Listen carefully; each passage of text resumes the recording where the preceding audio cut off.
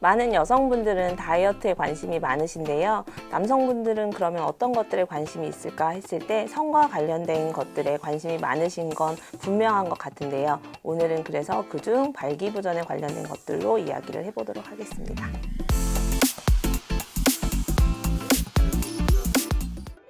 발기부전 치료제라고 하면 흔히들 비아그라를 생각을 하시는데 비아그라가 우리나라에 판매가 된 것은 1999년도부터인데요. 특허 만료가 되면서 2012년도부터는 많은 복제약들이 시중에 나와서 소비자의 선택의 폭은 굉장히 넓어졌는데요. 그런데 의사의 처방을 받지 않고 약물을 취득하여 복용을 하다 보니 부작용이 다양한 방식으로 나타나고 있습니다.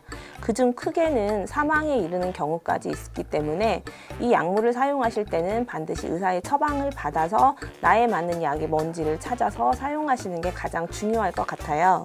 실제로 많은 남성들은 발기에 문제가 없더라도 이 발기와 관련된 일들에 호기심이 많기도 하고 이게 호기심 수준에 있긴 하지만 문제가 생겼을 때 먼저 의사를 찾아야겠다라고 생각을 하면서도 그러지 못하는 경우가 많거든요. 만약 본인의 몸에 문제가 생겼을 때는 비뇨의학과를 찾아가서 전문의의 상담을 받고 약을 처방받아 복용을 해야 하는 게 맞다라는 것은 상식적으로 잘 알고 있음에도 불구하고 이렇게 매뉴얼대로 행동하는 것은 쉬운 일이 아니에요. 다른 질병과 다르게 발기부전은 본인의 상태를 인정하는 게 쉽지 않은데요. 그러다 보니까 발기가 잘 되지 않았을 때 요즘 내가 너무 업무적으로 스트레스가 너무 많았어 아니면 피로한 탓이야 라고 가볍게 생각하고 넘어가는 경우가 있어요. 물론 그렇게 가볍게 생각하고 넘어갈 수 있을 정도라면 상관이 없겠지만 업무가 지속적으로 너무 많아서 스트레스도 굉장히 무겁고 그리고 신체의 피로감이 굉장히 누적됐다라고 한다면 이 발기부전의 문제가 쉽게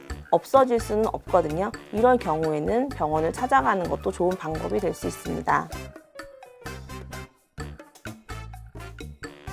많은 사람들이 나는 그러면 발기가 정상적으로 잘 되고 있는가? 이걸 궁금해 하실 수 있잖아요. 45세를 전후해서 아침에 발기가 지속적으로 잘 된다라고 하면 큰 걱정이 없는데 그 나이가 되지 않았고 신체적으로 큰 무리가 되지 않고 정신적으로도 충격적이거나 스트레스가 있지 않음에도 불구하고 아침 발기가 잘 되지 않는다. 발기에 약간의 문제가 있다라고 보셔도 된다라는 얘기가 있습니다.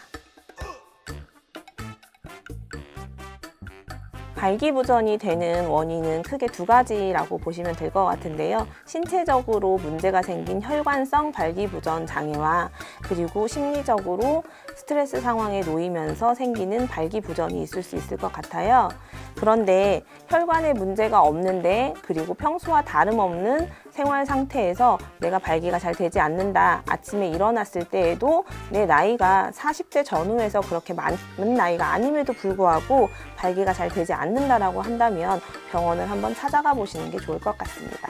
사실 발기부전은 신체가 노화되면서 생기는 문제가 될 수도 있겠지만 정신적인 스트레스도 크게 한몫을 한다라고 할 수 있어요.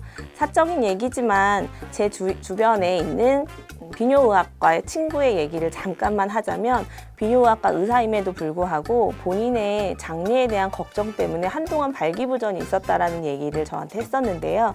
그때 그 친구의 나이가 30대 중반이었거든요. 남들은 의사가 되었는데 뭐가 걱정이냐라고 생각을 했겠지만 그런 주변의 시선 그리고 완전하게 자리 잡지 못한 자기의 상황 등을 고려했을 때 굉장한 스트레스가 되면서 그게 발기부전으로 이어졌었다라는 얘기를 그 후에 저한테 했었던 경험이 있습니다.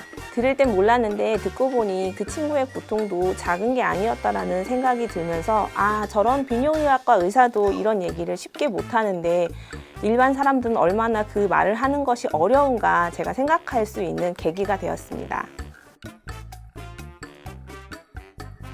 제가 발기부전 치료제와 관련한 설문을 한 적이 있었는데요. 발기력의 문제로 병원을 가게 될 때 파트너를 동행하겠습니까? 라고 하는 질문에 많은 분들이 동행을 꺼려 하셨거든요. 연령이 증가할수록 파트너를 동행하지 않겠다라고 하셨어요. 그리고 의사를 선택할 때에는 나와 친분이 있는 의사보다는 친분이 없는 의사를 더 선호하겠다.